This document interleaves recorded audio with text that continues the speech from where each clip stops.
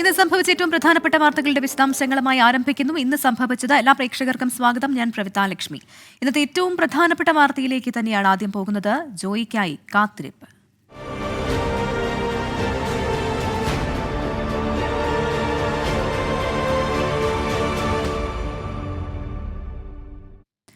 ആമയിഴഞ്ചാൻ തോട്ടിൽ കാണാതായ തൊഴിലാളി ജോയിയെ കണ്ടെത്താനുള്ള രക്ഷാദൌത്യം തുടരുന്നു. തെരച്ചിൽ 31 മണിക്കൂർ പിന്നിട്ടു. ടണലിന്റെ വിവിധ ഭാഗങ്ങളിലൂടെയുള്ള ഫയർഫോഴ്സ് സ്കൂബ ടീമിന്റെ തെരച്ചിൽ തുടരുകയാണ്. നാവികസേനയും രക്ഷാദൌത്യത്തിന്റെ ഭാഗമാകും. കൊച്ചിയിൽ നിന്നുള്ള ഡൈവിംഗ് സംഘം ഉടൻ തിരുവനന്തപുരത്തേക്ക് എത്തും.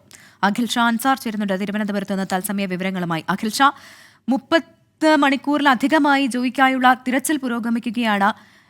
അതിനിർണായകമായിട്ടുള്ള ഘട്ടത്തിലാണ് ഇപ്പോഴും തിരച്ചിലെന്നാണ് മനസ്സിലാക്കുന്നത്. ഒപ്പം കൊച്ചിയിൽ നിന്ന് നാവികസേന കൂടി എത്തുന്നതോടെ ജോയിയെ കണ്ടെത്താനാകും എന്നുള്ള ഒരു പ്രതീക്ഷയിലാണല്ലോ അധികൃതർ. ഇപ്പോൾ തിരച്ചിൽ ഏത് ഘട്ടത്തിലാണ് എത്തി നിൽക്കുന്നത്?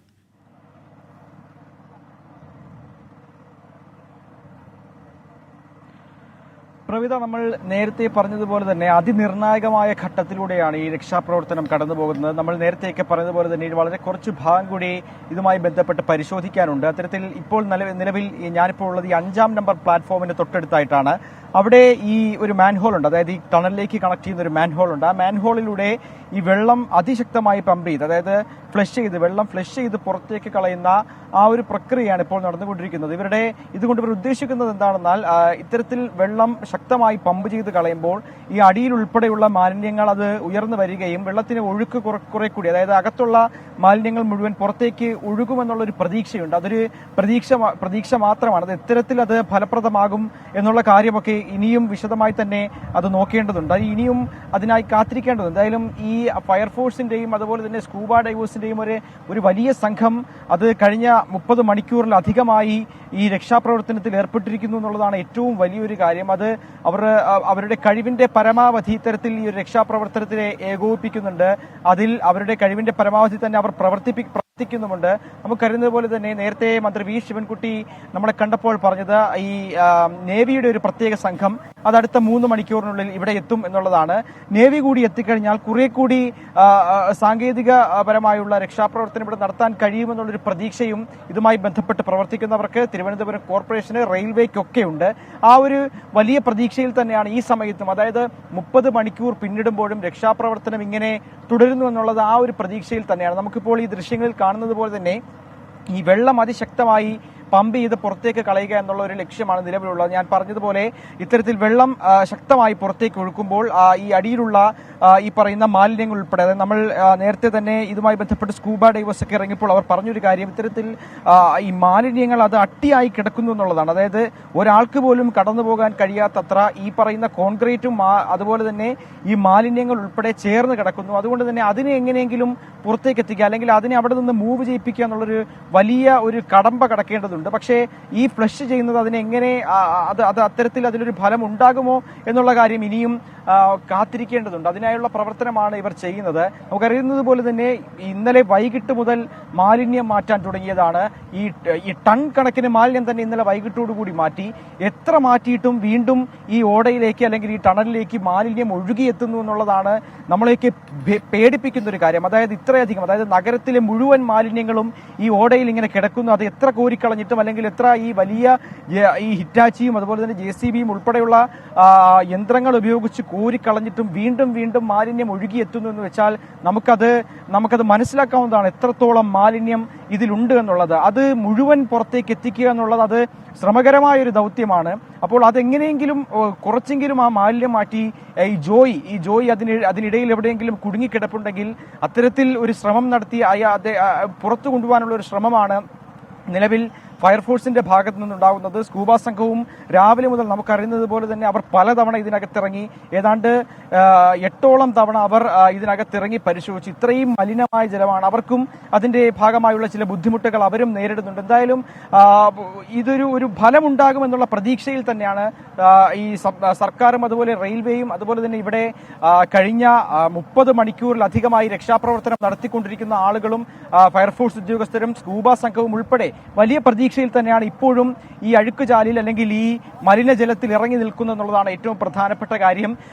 നിലവിൽ അതിനിർണായകമായ ഒരു ഘട്ടമാണ്. അവരുടെ അവസാനത്തെ ഒരു പ്രതീക്ഷയാണ്. ഇത്തരത്തിൽ വെള്ളം അതിശക്തമായി പമ്പ് ചെയ്ത് കളയുമ്പോൾ ഈ കെട്ടിക്കിടക്കുന്ന മാലിന്യങ്ങൾ ഏതെങ്കിലും തരത്തിൽ പുറത്തേക്ക് ഒഴുകുകയാണെങ്കിൽ അതിനിടയിൽ എവിടെയെങ്കിലും ജോയി കുടുങ്ങിക്കിടപ്പുണ്ടെങ്കിൽ അദ്ദേഹത്തെ രക്ഷിക്കാം, അല്ലെങ്കിൽ അദ്ദേഹത്തെ പുറത്തേക്ക് കൊണ്ടുവരാമെന്നുള്ളൊരു ഒരു ആത്മവിശ്വാസം അവർക്കുണ്ട് എന്നുള്ളതാണ്. പക്ഷേ അതൊരു സാധ്യത മാത്രമാണ്. നമുക്കറിയുന്നത് പോലെ തന്നെ ഈ വലിയ, അതായത് ഈ മാലിന്യങ്ങൾ എന്ന് വെച്ചാൽ, അതായത് ഈ മെത്ത ഉൾപ്പെടെയുള്ള അല്ലെങ്കിൽ ഈ പലതരം മാലിന്യങ്ങൾ, ഇലക്ട്രോണിക് മാലിന്യങ്ങൾ ഉൾപ്പെടെയുള്ള സാധനങ്ങൾ അട്ടിയായി കൂടിക്കിടപ്പുണ്ടെന്നുള്ളതാണ് പ്രവിധ ഏറ്റവും പ്രധാനമായും പറയേണ്ടത്. അതിങ്ങനെ ഒരു മതിൽ പോലെ തന്നെ അട്ടിയായി കിടക്കുമ്പോൾ അതെങ്ങനെ അതിനെ തള്ളി പുറത്തേക്ക് കൊണ്ടുവരാമെന്നുള്ള ശ്രമകരമായൊരു ദൗത്യം, ആ ദൗത്യം ഇവർക്ക് പൂർത്തിയാക്കേണ്ടതുണ്ട്. പക്ഷേ അത് ഇത്തരത്തിൽ ഫ്ലഷ് ചെയ്യുന്നതിലൂടെ ആ മാലിന്യങ്ങൾ പുറത്തേക്ക് വരുമോ എന്നുള്ളൊരു ആശങ്കയും ഇവർക്കുണ്ട്. എന്നാലും അവരൊരു വലിയ ആത്മവിശ്വാസത്തിൽ തന്നെയാണ് നിലവിൽ ഇവിടെ ഈ രക്ഷാപ്രവർത്തനം നടത്തിക്കൊണ്ടിരിക്കുന്നത്.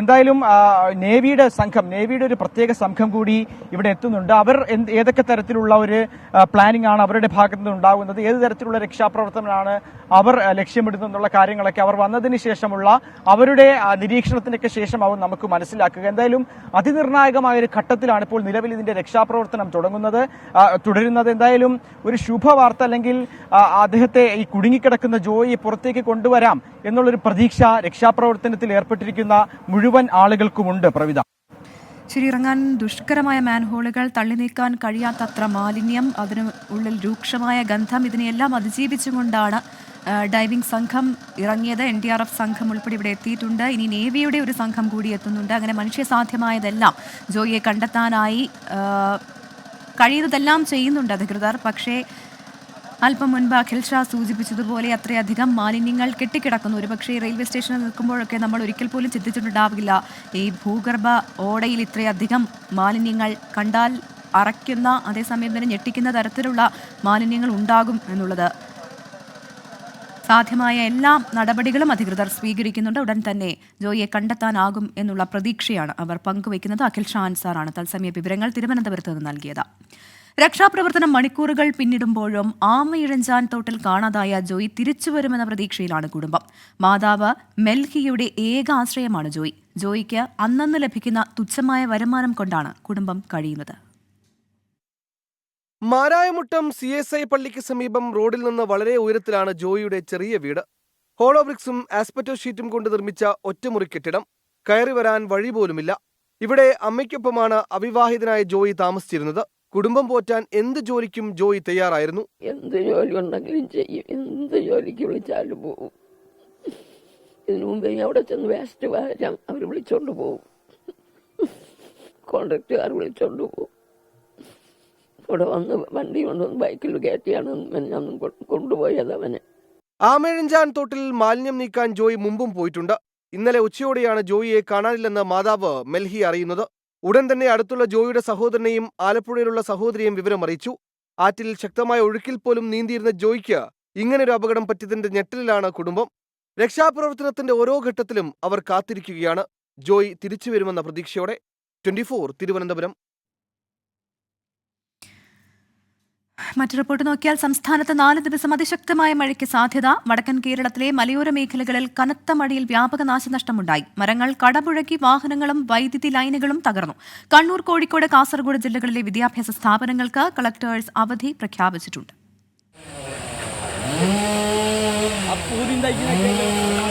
കോഴിക്കോട് മുക്കം കുറ്റിപ്പാല റോഡിൽ PC തിയേറ്ററിന് സമീപം തണൽമരം ഒടിഞ്ഞു വീണു. 3 ഇലക്ട്രിക് പോസ്റ്റുകൾ പൂർണ്ണമായും തകർന്നു. മുക്കം നഗരത്തിലുൾപ്പെടെ വൈദ്യുതി തടസ്സപ്പെട്ടു. 4 ബൈക്കുകൾക്ക് കേടുപാടുണ്ടായി. കൊടിയത്തൂരിൽ ഓടിക്കൊണ്ടിരുന്ന കാറിന് മുകളിലേക്ക് മരങ്ങൾ വീണു. കാറിലുണ്ടായിരുന്നവർ അത്ഭുതകരമായി രക്ഷപ്പെട്ടു. മേപ്പയ്യൂർ കൊഴുക്കല്ലൂരിൽ 15 മീറ്ററോളം നീളമുള്ള മതിൽക്കെട്ട് തകരുകയും കിണർ ഇടിഞ്ഞു താഴുകയും ചെയ്തു. തൃശൂർ ചന്ദ്രാപിന്നിയിൽ സെക്കൻഡുകൾ മാത്രം നീണ്ടുനിന്ന അതിശക്തമായ കാറ്റിൽ നിരവധി മരങ്ങൾ കടപുഴകി. 2 വീടുകൾ ഭാഗികമായി തകർന്നു. പ്രദേശത്ത് വൈദ്യുതി മുടങ്ങി. മലപ്പുറം, കണ്ണൂർ, കാസർഗോഡ് ജില്ലകളിൽ ഇന്ന് ഓറഞ്ച് അലർട്ടാണ്. ആലപ്പുഴ, കോട്ടയം, തൃശൂർ, ഇടുക്കി, എറണാകുളം, കോഴിക്കോട്, വയനാട് ജില്ലകളിൽ യെല്ലോ അലർട്ട്. നാളെ വടക്കൻ കേരളത്തിൽ അതിതീവ്ര മഴയ്ക്ക് സാധ്യതയുണ്ട്. മലപ്പുറം, കണ്ണൂർ, കാസർഗോഡ് ജില്ലകളിൽ നാളെ റെഡ് അലർട്ടാണ്. എറണാകുളം, തൃശൂർ, പാലക്കാട്, കോഴിക്കോട്, വയനാട് ജില്ലകളിൽ നാളെ ഓറഞ്ച് അലർട്ടും പത്തനംതിട്ട, ആലപ്പുഴ, കോട്ടയം, ഇടുക്കി ജില്ലകളിൽ നാളെ യെല്ലോ അലർട്ടും പ്രഖ്യാപിച്ചിട്ടുണ്ട്. ശക്തമായ കാറ്റിനും മോശം കാലാവസ്ഥയ്ക്കും സാധ്യതയുള്ളതിനാൽ കേരള, കർണാടക, ലക്ഷദ്വീപ് തീരങ്ങളിൽ മീൻപിടുത്തത്തിന് വിലക്കേർപ്പെടുത്തി. News desk 24. PSC കോഴ വിവാദത്തിന് പിന്നാലെ CPIM പുറത്താക്കിയ പ്രമോദ് കോട്ടുളിക്ക് തൊഴിൽ തട്ടിപ്പ് സംഘവുമായി ബന്ധമെന്ന് പാർട്ടിയുടെ കണ്ടെത്തൽ. ആരോപണങ്ങൾക്ക് പിന്നിൽ ഗൂഢാലോചനയെന്നാണ് പ്രമോദ് കോട്ടുളിയുടെ വാദം. അന്വേഷണം ആവശ്യപ്പെട്ട് പോലീസിനെ സമീപിക്കും. പ്രമോദിനെ എന്തിന് പുറത്താക്കിയെന്ന് CPIM വിശദീകരിക്കണമെന്ന് കോൺഗ്രസും BJPയും ആവശ്യപ്പെട്ടു. പാർട്ടിയിൽ നിന്ന് പുറത്താക്കിയെങ്കിലും കോഴിക്കോട് ടൗൺ ഏരിയ കമ്മിറ്റി അംഗമായിരുന്ന പ്രമോദ് കോട്ടുളി നടത്തിയ അച്ചടക്ക ലംഘനം എന്താണെന്ന് CPIM വ്യക്തമാക്കിയിട്ടില്ല. പ്രമോദിന്റെ റിയൽ എസ്റ്റേറ്റ് ബന്ധങ്ങൾ ഉൾപ്പെടെ കഴിഞ്ഞ ദിവസം ചേർന്ന ജില്ലാ കമ്മിറ്റി യോഗത്തിൽ ചർച്ചയായെന്നാണ് വിവരം. ആരോഗ്യമന്ത്രിയുടെ ഓഫീസിന്റെ പേരിൽ തട്ടിപ്പ് നടത്തിയെന്നും BJPയുടെ പ്രാദേശിക നേതാവുമായി പ്രമോദിന് ബന്ധമുണ്ടെന്നും ആരോപണമുണ്ട്. പാർട്ടിയെ ചിലർ തെറ്റിദ്ധരിപ്പിച്ചെന്നും പിന്നിലുള്ളവരെ കണ്ടെത്താൻ സിറ്റി പോലീസ് കമ്മീഷണർക്ക് പരാതി നൽകുമെന്നും പ്രമോദ് കോട്ടുളി. ആരോഗ്യമന്ത്രിയുടെ ഓഫീസുമായി ബന്ധപ്പെട്ട ആരോപണത്തിൽ മറുപടി ഇങ്ങനെ: എൻ്റെ സെൽഫി ഉണ്ടെങ്കിൽ അത് പുറത്തു വന്നോട്ടെ, പക്ഷെ ഓരോ ചിത്രങ്ങൾക്കും ഓരോ കഥകളുണ്ട്, ഉണ്ടാവില്ലേ? ഓരോ ചിത്രങ്ങൾക്കും ഓരോ കാര്യത്തിനും ഓരോ കഥകളുണ്ട്. അതിൻ്റെ വിത്ത് തെളിവുകൾ ഉൾപ്പെടെ എന്ത് ചെയ്യും നിങ്ങളുടെ മുന്നിൽ ഞാൻ പറയും. തട്ടിപ്പിൽ വമ്പൻ സ്രാവുകൾ ഉൾപ്പെട്ടിട്ടുണ്ടെന്നും പണം കൊടുത്താണ് കേസ് ഒതുക്കിയതെന്നും പ്രതിപക്ഷ നേതാവ് VD സതീശൻ. ഇത് ഗുരുതരമായ ക്രിമിനൽ കുറ്റമാണ്. ഈ കുറ്റത്തിൽ പങ്കാളികളായ ആളുകൾ വമ്പന്മാരുണ്ട്. അതുകൊണ്ടാണ് ഇത് പാർട്ടിയിൽ ഒതുക്കി തീർക്കുന്നത്. പാർട്ടി പണം കൊടുത്താണ് ഇത് ഒതുക്കി തീർക്കുന്നത്. വിവാദം അന്വേഷിക്കേണ്ടത് പാർട്ടി കോടതിയല്ലെന്ന് BJP സംസ്ഥാന അധ്യക്ഷൻ K. സുരേന്ദ്രൻ. അന്വേഷണം ആവശ്യപ്പെട്ട് DGPക്ക് കത്ത് നൽകി. എന്തുകൊണ്ടാണ് മുഖ്യമന്ത്രി, ആഭ്യന്തരമന്ത്രി ആയിരിക്കുന്ന നമ്മുടെ കേരളത്തിൽ, പോലീസ് വകുപ്പ് കൈകാര്യം ചെയ്യുന്ന നമ്മുടെ കേരളത്തിൽ ഇത് സംബന്ധിച്ച് ഒരു FIR ഇടാത്തത്?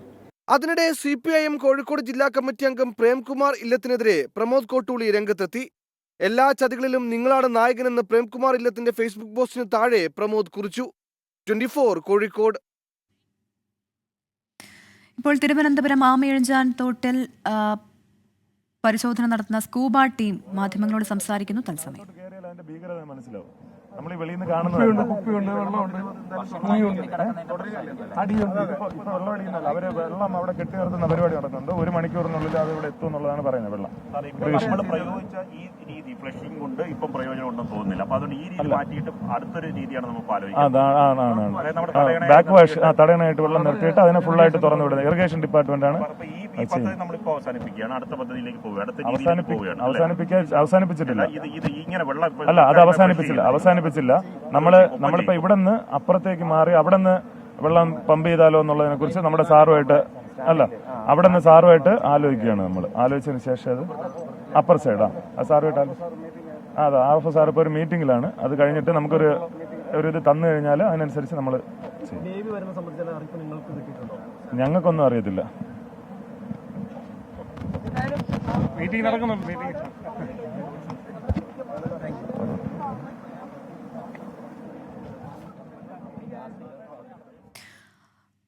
ആമയിഴഞ്ചാൻ തോട്ടിൽ പരിശോധന നടത്തിയ ഫയർഫോഴ്സ് ഉദ്യോഗസ്ഥനാണ് ഇപ്പോൾ സംസാരിച്ചത്.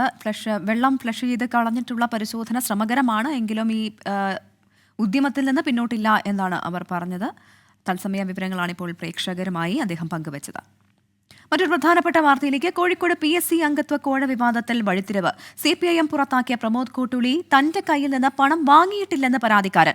പണം കൊടുത്ത് ജോലി വാങ്ങേണ്ട ആവശ്യം തനിക്കില്ലെന്നും ചേവായൂർ സ്വദേശി ശ്രീജിത്ത് പറഞ്ഞു. നമ്മൾ അങ്ങനെ ചെയ്തിട്ടില്ലല്ലോ, നമ്മൾ അങ്ങനത്തെ ഒരു സംഭവം ഉണ്ടായിട്ടില്ലല്ലോ. ആരാ എന്താ വ്യാഖ്യാനിച്ചതെന്ന് എനിക്ക് അറിയില്ല, കറക്റ്റായിട്ട് എനിക്ക് അറിയില്ല. എന്തായാലും അവന് ഞാൻ പൈസ ഒന്നും കൊടുത്തിട്ടില്ല. എനിക്ക് അവനോട് യാതൊരു പരാതിയില്ല. അവനെന്തോ വിട്ടുപോയി കാണും. അപ്പൊ എന്റെ പേര് ആരോ പറഞ്ഞപ്പോ അവനത് അന്വേഷിക്കാൻ വേണ്ടി എന്റെ വീട്ടിൽ വന്നു ആയിരിക്കാം എന്ന് ഞാൻ വിചാരിക്കുന്നു. ജോലി വാഗ്ദാനമായിട്ട് ബന്ധപ്പെട്ട് ഒന്നും നടന്നിട്ടില്ല, ഒന്നും ഉണ്ടായിട്ടില്ല. അങ്ങനത്തെ സംഭവം ഞാനും പ്രമോദും നമ്മൾ ടോക്ക് ഉണ്ടായിട്ടില്ല. രാഹുൽ സുരേഷ് ഈ വാർത്തയുടെ കൂടുതൽ വിശദാംശങ്ങളുമായി ചേരുന്നുണ്ട്. രാഹുൽ, പ്രമോദ് കോട്ടുളിയെ പാർട്ടി പുറത്താക്കിയതിന് ശേഷമാണ് ഇപ്പോൾ അദ്ദേഹത്തിന്റെ ഭാഗത്തു നിന്ന് ഒരു പ്രതികരണം വരുന്നത്. ഈ ശ്രീജിത്ത് പറയുന്നത് ആരാണ് തന്റെ പേര് വലിച്ചിഴച്ചതെന്ന് അറിയില്ല എന്നുള്ളതാണ്. എന്തൊക്കെ കാര്യങ്ങളാണ് അദ്ദേഹം രാഹുലുമായി പങ്കുവച്ചത്? എങ്ങനെയാണ് പിന്നെ ഇദ്ദേഹത്തിന്റെ പേര് ഇതിലേക്ക് വന്നത്? പ്രവിത, PSC കോഴ ആരോപണവുമായി ബന്ധപ്പെട്ട് വഴിത്തിരിവാകാവുന്ന അതിനിർണായകമായ ഒരു പ്രതികരണമാണ് ഇപ്പോൾ 24 പുറത്തുവിടുന്നത്. ഈ കോഴ ആരോപണം പുറത്തു വന്ന ശേഷം ആദ്യമായാണ് ശ്രീജിത്ത് നമ്മളോട് പ്രതികരിക്കുന്നത്. ശ്രീജിത്ത് പറയുന്നതനുസരിച്ച് തനിക്ക് ഇതുമായി ബന്ധപ്പെട്ട് യാതൊരു പങ്കുമില്ല. ഈ ആരോപണ വിധേയനായ പ്രമോദ് കോട്ടൂളിക്ക് 22 ലക്ഷം രൂപ താൻ നൽകിയിട്ടില്ല എന്നാണ് ചേവായൂർ സ്വദേശിയായ ശ്രീജിത്ത് ഇപ്പോൾ 24നോട് പറഞ്ഞിട്ടുള്ളത്. പ്രമോദ് കോട്ടൂളിയുമായി വർഷങ്ങളായുള്ള ബന്ധമുണ്ട്, നല്ല സുഹൃത്തുക്കളാണ്. പക്ഷേ ഒരാൾക്ക് പണം നൽകിക്കൊണ്ട് ജോലി വാങ്ങേണ്ട അവസ്ഥ തന്റെ കുടുംബത്തിന് വന്നിട്ടില്ല എന്നാണ് ശ്രീജിത്ത് ഈ ഘട്ടത്തിൽ പറയുന്നത്. അത് മാത്രമല്ല, ആരാണ് തന്റെ പേര് ഈ ഘട്ടത്തിലേക്ക് വലിച്ചിഴച്ചത് എന്ന് സംബന്ധിച്ച് ഒരു വ്യക്തതയില്ല. അത് ആരാണ് തന്റെ പേര് വലിച്ചിഴച്ചതെന്നും താൻ 22 ലക്ഷം രൂപ കൊടുത്തു എന്ന് പറയുന്നത് ആരാണെന്നും കണ്ടെത്തണം എന്നൊരാവശ്യം കൂടിയാണ് ശ്രീജിത്ത് ഈ ഘട്ടത്തിൽ പറയുന്നത്. ഇന്നലെ ഈ പാർട്ടിയിൽ നിന്ന് പുറത്താക്കിയതിന് പിന്നാലെ പ്രമോദ് കോട്ടൂളി ചേവായൂരിലെ ശ്രീജിത്തിന്റെ വീടിന്റെ മുന്നിലെത്തി സമരം ആരംഭിച്ചിരുന്നു. ഈ സമരം നടത്തിയത് സംബന്ധിച്ച് കൂടുതൽ വ്യക്തതയില്ല. പക്ഷേ ശ്രീജിത്തിന്റെ വീട്ടിലേക്ക് പ്രമോദ് എത്തിയത് കാര്യവിവരങ്ങൾ തിരക്കാനാണ് എന്നാണ് ഈ ഘട്ടത്തിൽ താൻ മനസ്സിലാക്കുന്നതെന്നും ശ്രീജിത്ത് പറയുകയാണ്. നിലവിലെ ആരോപണങ്ങൾ എവിടെ നിന്നാണ് വന്നതെന്നത് കണ്ടെത്തണമെന്നും ശ്രീജിത്ത് ഈ ഘട്ടത്തിൽ പറയുന്നു. ഈ ശ്രീജിത്ത് ഉൾപ്പെടെയുള്ള കുടുംബാംഗങ്ങൾ നിലവിൽ മംഗലാപുരത്താണ് ജോലി ചെയ്യുന്നത്. അതുകൊണ്ട് കോഴിക്കോട് എത്തിയ ശേഷം പ്രമോദ് കോട്ടൂളിയുമായി നേരിട്ട് സംസാരിക്കും. ഇക്കാര്യത്തിൽ പ്രമോദ് കോട്ടൂളിയോട് തന്നെ കാര്യങ്ങൾ നേരിട്ട് പറയുമെന്നാണ് ഈ ഘട്ടത്തിൽ ശ്രീജിത്ത് പറയുന്നത്. അതേസമയം ഈ ആരോപണവുമായി ബന്ധപ്പെട്ട് പോലീസിന് ഏതെങ്കിലും രീതിയിൽ പരാതി കൊടുക്കുമോ, അതായത് ശ്രീജിത്തിന്റെ പേര് അനാവശ്യമായി വലിച്ചിഴച്ചതുമായി ബന്ധപ്പെട്ട് ഏതെങ്കിലും പരാതി കൊടുക്കുമോ എന്ന കാര്യത്തിൽ ശ്രീജിത്ത് ഒരു പ്രതികരണം നൽകിയിട്ടില്ല. എന്തായാലും ഈ കേസിൽ വഴിത്തിരിവായേക്കാവുന്ന ഒരു പ്രതികരണമാണ് ഇപ്പോൾ പുറത്തു വരുന്നത്. കോഴിക്കോട് PSC അംഗത്വ കോഴ വിവാദത്തിൽ CPIM പുറത്താക്കിയ പ്രമോദ് കോട്ടൂളി തന്റെ കയ്യിൽ നിന്ന് പണം വാങ്ങിയിട്ടില്ല എന്നാണ് ഇപ്പോൾ പരാതിക്കാരൻ 24നോട് പറഞ്ഞത്. വിവരങ്ങളാണ് രാഹുൽ സുരേഷ് കോഴിക്കോട് നിന്ന് നൽകിയത്. വാർത്തകളിലേക്ക് വീണ്ടും. ഇപ്പോൾ ആമയിഴഞ്ചാൻ തോട്ടിലെ പരിശോധനയ്ക്ക് ശേഷം റെയിൽവേ ഡിവിഷണൽ മാനേജർ മാധ്യമങ്ങളെ കാണുന്നുണ്ട്. ഞങ്ങളത് ക്ലീൻ ചെയ്ത് അത് ഞങ്ങളൊരു നല്ല ഉദ്ദേശം ചെയ്തതാണ്. കാരണം വെച്ചാൽ കോർപ്പറേഷന്റെ പരിമിതി വെച്ചിട്ട് നമ്മളെ ഇനിഷ്യേറ്റീവ് ചെയ്തതാണ്. ഈ വർഷം കോർപ്പറേഷന്റെ സൈഡിൽ നിന്ന് പല റിക്വസ്റ്റ് വന്നു. ഞങ്ങൾ റെയിൽവേയുടെ സ്ഥലം ക്ലീൻ ചെയ്യുന്നില്ല എന്ന് പറഞ്ഞുകൊണ്ടാണ് ഞങ്ങൾ ഈ കൊട്ടേഷൻ കൊടുത്തതും വർക്ക് ഓർഡർ കൊടുത്തതും. അവർ തന്നെ ഇറിഗേഷൻ തന്നെയുള്ള കോൺട്രാക്ടിനെയാണ് ഏൽപ്പിച്ചത്. അതെ, കോർപ്പറേഷൻ. കാരണം വെച്ചാൽ നിങ്ങളെല്ലാം കണ്ടതാണ്, വേസ്റ്റ് എല്ലാം വരുന്നത് പല ഭാഗത്തുള്ള ട്രിവാൻഡ്രം സിറ്റിയുടെ ഭാഗത്തു നിന്ന് ഈ തോടിലോട്ട് വരികയാണ്. ഞങ്ങൾ അവിടെ മെഷ് കെട്ടിയിട്ട് മാത്രമാണ് കുറെയെങ്കിലും ആ കംപ്ലീറ്റ് വേസ്റ്റ് ഇങ്ങോട്ട് വരാത്തത്. എല്ലാം വന്നു കഴിഞ്ഞാൽ ഇതെന്താന്ന് പറഞ്ഞാൽ നല്ലപോലെ വെള്ളം വരുമ്പോഴത്തേക്ക് ഇതെല്ലാം ഇങ്ങോട്ട് വരികയാണ്. അപ്പം ഇതിനടിയിൽ നമ്മൾക്ക് ലിമിറ്റേഷൻ ഉണ്ട്. ഞങ്ങൾക്ക് ഈ കംപ്ലീറ്റ് ഈ ബിറ്റ്വീൻ ഒരു 10 ഒരു 60 മീറ്ററിന്റെ ഇടയിൽ ഞങ്ങൾക്ക് പോകാൻ ബുദ്ധിമുട്ടാണ്. ഞങ്ങൾ എക്സ്പേർട്ട് അല്ല. അത് ചെയ്യണമെങ്കിൽ അവർ തന്നെയാണ് ചെയ്യേണ്ടത്. അപ്പോൾ ഇതെന്ന് പറഞ്ഞാൽ റെയിൽവേയുടെ ഒരു നല്ല ഉദ്ദേശത്തിൽ കൂടി ഞങ്ങൾ ചെയ്തത് ഇതാണ്. അപ്പോൾ ഇതൊരു കോർപ്പറേഷൻ ലെവലിൽ ഒരു കോർഡിനേഷൻ ഉണ്ടെങ്കിൽ മാത്രമേ ഇത് നമ്മൾക്ക് ഒരു ട്രിവാൻഡ്രം സിറ്റിക്ക് ഒരു പോസിറ്റീവായിട്ട് ഇത് ചെയ്യാൻ പറ്റത്തുള്ളൂ. ഇപ്പം ഞങ്ങൾ തന്നെ ഇന്നലെ മുതൽ ഞങ്ങളെ ഓഫീസേഴ്സ് ഞങ്ങളെല്ലാം ഇൻക്ലൂഡിങ് ഞാൻ എല്ലാം ഇവിടെ തന്നെ ഉണ്ടായിരുന്നു. ഞങ്ങൾ എല്ലാ രീതിയിലും ഹെൽപ്പും ഇവർക്ക് കൊടുക്കുന്നുണ്ട്. ഇപ്പം ഇന്നലെ തന്നെ റോഡ് 4 and 3 and 4 ഞങ്ങൾ കംപ്ലീറ്റ് കൊടുത്തു. റെയിൽവേ ബ്ലോക്ക് കൊടുത്തു ഞങ്ങൾ. ഇപ്പം ഇന്ന് തന്നെ ഫുഡ് കംപ്ലീറ്റ് അറേഞ്ച് ചെയ്ത് കൊടുത്തു. ഇന്ന് പിന്നെ ലൈറ്റിംഗ് ഇപ്പം ഞങ്ങൾ അറേഞ്ച് ചെയ്ത് കൊടുക്കുന്നു. അഡീഷണൽ ലേബർ സപ്ലൈ നമ്മൾ കൊടുത്തു. റെയിൽവേയുടെ ഭാഗത്ത് നിന്ന് എന്തെല്ലാം ചെയ്യാൻ പറ്റുന്നു ഞങ്ങൾ എല്ലാം ചെയ്യുന്നുണ്ട്. ഇതൊരു initiative. In fact it is A കോർപ്പറേഷന്റെ ജോലിയാണ് ഇതൊരു കോർഡിനേറ്റ് ചെയ്ത് ചെയ്യാനുള്ളതെന്ന്. ടണലിനകത്തുള്ള വേസ്റ്റുകൾ നീക്കം ചെയ്യേണ്ടത് റെയിൽവേ അല്ല, ടണൽ നിങ്ങളത് ശരിക്കും പറഞ്ഞാൽ ഒറിജിനേഷൻ എവിടെയെന്നുള്ളത് നോക്കണം. ഈ ഒറിജിൻ എന്ന് പറയുന്നത് റെയിൽവേ ഉണ്ടാക്കിയതല്ല. ഇത് റെയിൽവേയുടെ ഞങ്ങളുടെ ഒരു അലിഗേഷൻ എന്ന് പറഞ്ഞാൽ റെയിൽവേയുടെ വേസ്റ്റ് ആണ്. നീക്കം സാധ്യമായതെല്ലാം റെയിൽവേ ചെയ്തിട്ടുണ്ട് എന്നാണ് റെയിൽവേ അധികൃതർ ഇപ്പോൾ പറയുന്നത്. കോർഡിനേഷൻ തീർച്ചയായും കോർപ്പറേഷന്റെ ജോലിയാണ്. അത് കോർപ്പറേഷൻ സഹകരിക്കണം, എന്നാൽ മാത്രമേ കഴിയുകയുള്ളൂ എന്നാണ് റെയിൽവേ ഉദ്യോഗസ്ഥർ പറയുന്നത്. മറ്റൊരു വാർത്തയിലേക്ക്. ഡൽഹി GTB ആശുപത്രിയിൽ രോഗിയെ വെടിവെച്ച് കൊന്നു. ഇന്ന് വൈകിട്ട് 4 മണിയോടെയാണ് സംഭവം. പോലീസ് അന്വേഷണം തുടങ്ങി. അച്യുതൻ ഡൽഹിയിൽ നിന്ന് ചേരുന്നുണ്ട്. അച്യുതൻ, ഞെട്ടിക്കുന്ന സംഭവമാണ്. ആരാണ് കൊല്ലപ്പെട്ടത്? വെടിവെച്ചത് ആരാണെന്ന് കണ്ടെത്തിയിട്ടുണ്ടോ പോലീസ്? പ്രവിത, ഇന്ന് വൈകിട്ട് 4 മണിയോടെയാണ് ഈ സംഭവം ഉണ്ടായിരിക്കുന്നത്. ഡൽഹി GTB ആശുപത്രിയിലെ 24-ാം വാർഡിൽ ചികിത്സയിലായിരുന്ന വയറിലെ അണുബാധയെ തുടർന്ന് ചികിത്സയിലായിരുന്ന റിയാസുദ്ദീൻ എന്നയാൾക്ക് നേരെയാണ് ഒരു സംഘം വെടിവയ്പ് നടത്തിയത്. നേരത്തെ ഒരു 18-കാരനാണ് വെടിവെച്ചതെന്നുള്ള വിവരങ്ങൾ പുറത്തു വന്നിരുന്നു. പക്ഷേ ഈ സംഘത്തിൽ മറ്റു 2 പേർ കൂടി ഉണ്ട് എന്നുള്ളതും ഇപ്പോൾ വിവരങ്ങൾ പുറത്തു വരുന്നുണ്ട്. എന്തായാലും ഡൽഹി പോലീസ് കേസ് രജിസ്റ്റർ ചെയ്ത അന്വേഷണം ആരംഭിച്ചിട്ടുണ്ട്. എന്താണ് ഇത്തരത്തിലേക്കൊരു കൃത്യത്തിലേക്ക് നയിച്ചത് എന്ന സംബന്ധിച്ചുള്ള കാരണങ്ങളിൽ ഇതുവരെയും വ്യക്തത വന്നിട്ടില്ല. എന്തായാലും ഇന്ന് 4 മണിയോടെയാണ് ഈ ഒരു സംഭവം GTB ആശുപത്രിയിൽ ഉണ്ടായിരിക്കുന്നത്. പ്രവിധ, ഡൽഹി GTB ആശുപത്രിയിൽ വെടിവെപ്പ്, ഒരാൾ കൊല്ലപ്പെട്ടു. വിവരങ്ങളാണ് ആർച്ചുതൻ നൽകിയത്. മലപ്പുറത്ത് നാളെ അതിശക്തമായ മഴയുടെ സാഹചര്യത്തിൽ റെഡ് അലർട്ട് പ്രഖ്യാപിച്ചിട്ടുണ്ട്. അതുകൊണ്ട് നാളെ വിദ്യാഭ്യാസ സ്ഥാപനങ്ങൾക്ക് ജില്ലയിൽ അവധി പ്രഖ്യാപിച്ചിരിക്കുന്നു. ഒപ്പം തൃശൂരിലെ വിദ്യാഭ്യാസ സ്ഥാപനങ്ങൾക്കും നാളെ അവധിയായിരിക്കും. ഇനി നോക്കാം ചില വാർത്തകൾ ചുരുക്കത്തിൽ.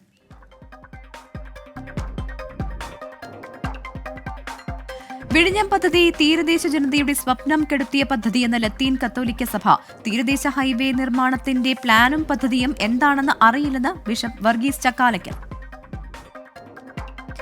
ഇടുക്കി പൂപ്പാറ ടൗണിൽ കാട്ടാന ഇറങ്ങി. ജനവാസ മേഖലയിൽ ഇറങ്ങിയത് മുറിവാലൻ എന്ന കാട്ടാന. നാട്ടുകാർ ചേർന്ന് കാട്ടിലേക്ക് തുരത്തി. തൃശൂർ ചന്ദ്രാപ്പിന്നി ചാമക്കാലയിലും എളവള്ളിയിലും മിന്നൽ ചുഴി. നിരവധി മരങ്ങൾ കടപുഴകി വീണു. 3 വീടുകൾ ഭാഗികമായി തകർന്നു. കോട്ടയം പാല ഐൻകൊമ്പിൽ അതിശക്തമായ കാറ്റിൽ വ്യാപക നാശനഷ്ടം. ഓടിക്കൊണ്ടിരുന്ന കാറിന് മുകളിലേക്ക് മരം കടപുഴകി വീണു. തൊടുപുഴ റോഡിൽ ഗതാഗതം തടസ്സപ്പെട്ടു. കോഴിക്കോട് കണ്ണൂർ റൂട്ടിൽ സ്വകാര്യ ബസ് തൊഴിലാളികൾ നാളെ മുതൽ അനിശ്ചിതകാല സമരം നടത്തും. സീബ്ര ലൈനിൽ വിദ്യാർത്ഥികളെ ഇടിച്ച ബസ് ഡ്രൈവറുടെ ലൈസൻസ് സസ്പെൻഡ് ചെയ്ത നടപടി പുനഃപരിശോധിക്കുക, റോഡിന്റെ ശോചനീയാവസ്ഥ പരിഹരിക്കുക എന്നീ ആവശ്യങ്ങൾ ഉന്നയിച്ചാണ് സമരം. തിരുവല്ല ഇടിഞ്ഞില്ലത്ത് കാർ വെള്ളക്കെട്ടിലേക്ക് മറിഞ്ഞു. ഡ്രൈവർ രക്ഷപ്പെട്ടു. അഗ്നിരക്ഷാ സംഘമെത്തി കാർ ഉയർത്താൻ നടപടി തുടങ്ങി. ഇതോടെ ഇന്ന് സംഭവിച്ചത് ഇവിടെ പൂർണ്ണമാകുന്നു.